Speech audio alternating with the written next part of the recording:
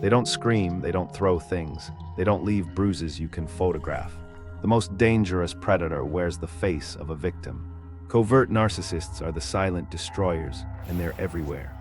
While the world watches for the loud, aggressive narcissist, the one who brags and belittles and bulldozes through people, there's a quieter version tearing lives apart from the inside. They weaponize sadness instead of anger. They use silence instead of screaming. And by the time you realize what's happening, silent, hidden, deadly, you've already lost pieces of yourself you may never get back. Today, we're pulling back the mask on the most misunderstood predator in human psychology. What you're about to learn will change how you see every single relationship in your life. When most people think of a narcissist, they picture someone loud, arrogant, and obviously self-centered. The kind of person who walks into a room and demands all the attention. But psychologist Dr. Craig Malkin describes a far more dangerous variant, the covert narcissist. The covert narcissist doesn't crave the spotlight, they crave your pity. This is the person who seems shy, sensitive, even self-deprecating. They appear wounded by life. They seem like the kind of person who would never hurt a soul, and that's precisely what makes them so devastating. Their entire identity is built on appearing harmless. Research published in the Journal of Personality Assessment found that covert narcissism is significantly harder to detect in clinical settings because it mimics symptoms of depression and anxiety. These individuals don't demand admiration openly, they extract it through sympathy. They don't explode with rage, they implode with martyrdom. Sympathy as weapon. And the people closest to them become unwitting hostages to a performance they can't even see. But here's where it gets truly unsettling. Have you ever been in the middle of a conversation and suddenly the other person just shuts down? No anger, no explanation, just cold, calculated silence. The silent treatment is one of the most powerful weapons in the covert narcissist's arsenal. Dr. John Gottman's research at the University of Washington identified stonewalling as one of the 4 predictors of relationship collapse. But when a covert narcissist uses silence, it's not about needing space. It's a deliberate punishment designed to make you feel invisible. They withdraw affection, conversation, even eye contact. And here's the psychological trap. You start apologizing for things you didn't do. You start questioning whether you caused this. The silence is not passive, it is a precision weapon. Studies on ostracism by Dr. Kipling Williams at Purdue University showed that social exclusion activates the same brain regions as physical pain. The covert narcissist knows this instinctively. They don't need to raise their voice. Silence becomes a weapon when it is wielded with intent. Their silence does all the damage for them, and what makes this even more disturbing is what comes next. Imagine someone who always has a story about how the world mistreated them. Every ex was abusive, every boss was unfair, every friend eventually betrayed them. Beware the person who is never wrong. They have buried every mistake under a mountain of excuses. The covert narcissist has perfected the art of victimhood. It's not a state they fall into, it's a strategy they deploy. When you confront them about their behavior, somehow you become the aggressor and they become the wounded party. Psychologists call this DARVO, deny, attack, reverse victim and offender. Dr. Jennifer Freyd coined this term after studying how abusers consistently flip the narrative. If this pattern is making you rethink your own relationships, hit like and subscribe to keep exploring the depths of your psyche with me. There's so much more to uncover. Deny, attack, reverse. The victimhood performance serves a dual purpose. It shields them from accountability while generating a constant supply of sympathy and attention. You find yourself comforting the very person who is destroying you, but the guilt goes even deeper than you think. The covert narcissist doesn't ask you to stay. They make you feel like leaving would destroy them. Guilt. They weaponize your own compassion against you. Phrases like "after everything I've done for you," or "I guess I'm just not good enough" become emotional handcuffs. They turn your empathy into their greatest weapon. Psychoanalyst Karen Horney identified this pattern decades ago, the neurotic need for affection disguised as emotional fragility. The covert narcissist creates an environment where your needs become selfish, your boundaries become cruel, and your independence becomes betrayal. The tyranny of the weak over the strong is the only tyranny that lasts. They don't chain you to the wall, they make you believe you chose to be there.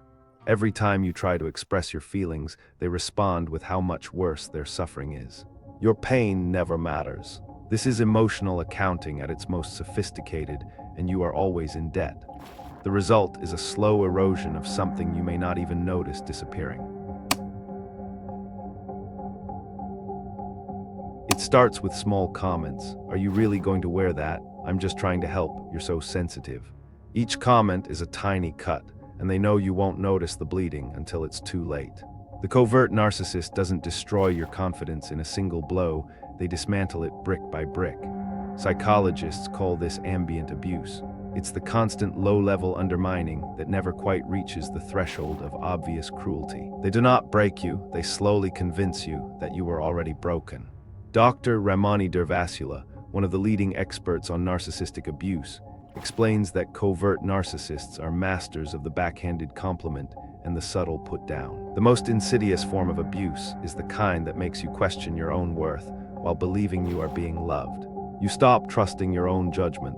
You start second-guessing every decision. Your confidence is slowly hammered into dust, and the most frightening part, they replace your self-trust with dependency on them. But there's another layer to their deception that almost nobody talks about. They cry at movies. They say all the right things when you're hurting. They seem to understand your pain on a deep level. But here's the disturbing truth. Performance. Research by psychologist Dr. Sarah Conrath found that narcissists can cognitively understand emotions without actually feeling them. The covert narcissist has learned to mimic empathy so perfectly that you'd never suspect it's hollow. Fake tears, real damage. They know when to hold your hand, when to say I understand, when to mirror your sadness back to you. But if you watch carefully, you'll notice something chilling. Their empathy has an expiration date. It lasts exactly as long as it serves them. Their compassion is a performance, and you are the audience. The moment your pain becomes inconvenient or overshadows their needs, the empathy vanishes like smoke. What you think is love may be nothing more than a carefully rehearsed script. And when you point out their sudden coldness, they gaslight you. I'm always there for you. You're being unfair. This hollow empathy creates devastating cognitive dissonance in victims, and it connects to something even more insidious. No matter what you do, it's never enough. You clean the house, you missed a spot. You got a promotion, you should have gotten it sooner.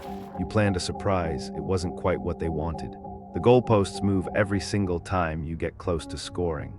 This is one of the covert narcissists' most devastating strategies, the perpetual dissatisfaction. Psychologist Dr. Les Carter calls this the never good enough trap. Never good enough. They set standards that are impossible to meet, and when you inevitably fail, they respond with quiet disappointment, which cuts deeper than any explosion ever could. They make you run a race that has no finish line. The psychological effect is devastating. You become hyper-vigilant, constantly scanning for their approval, walking on eggshells trying to anticipate their next shifting expectation. The need for approval is the need to be enslaved. You lose yourself in the pursuit of pleasing someone who was never designed to be pleased. Your identity slowly dissolves into a servant of their emotional needs. But why do people stay trapped in these patterns? The answer is both terrifying and biological. Here's the question that haunts every survivor. Why didn't I just leave? Bonded. The answer isn't weakness, it's neuroscience. Trauma bonding, first described by Dr. Patrick Carnes, occurs when intermittent reinforcement, cycles of punishment and reward, creates a chemical dependency similar to addiction. Trauma bonds are the chains you cannot see, but can always feel. The covert narcissist is a master of this cycle. One day they're cold, distant, withholding. The next day they're warm, loving, attentive. This unpredictability triggers dopamine responses in your brain that mirror the same pathways activated by gambling or substance abuse. Your brain becomes literally addicted to the chaos. Love should not feel like withdrawal symptoms. Dr. Bessel van der Kolk's research on trauma shows that the body keeps the score. Your nervous system becomes wired to this person's emotional fluctuations. Love trauma, same brain. Breaking free isn't just an emotional decision, it's a neurological rewiring. And before you can break free, You need to understand the fog they create around your mind. Have you ever finished an argument feeling completely confused about what just happened? That disorientation isn't accidental, it's engineered. The covert narcissist creates what psychologists call a fog of confusion through systematic gaslighting. But their version is far more subtle than the textbook definition. They don't say that never happened. Instead, they say, I think you're remembering that wrong, or that's not how I meant it. You're misunderstanding me. They do not deny your reality.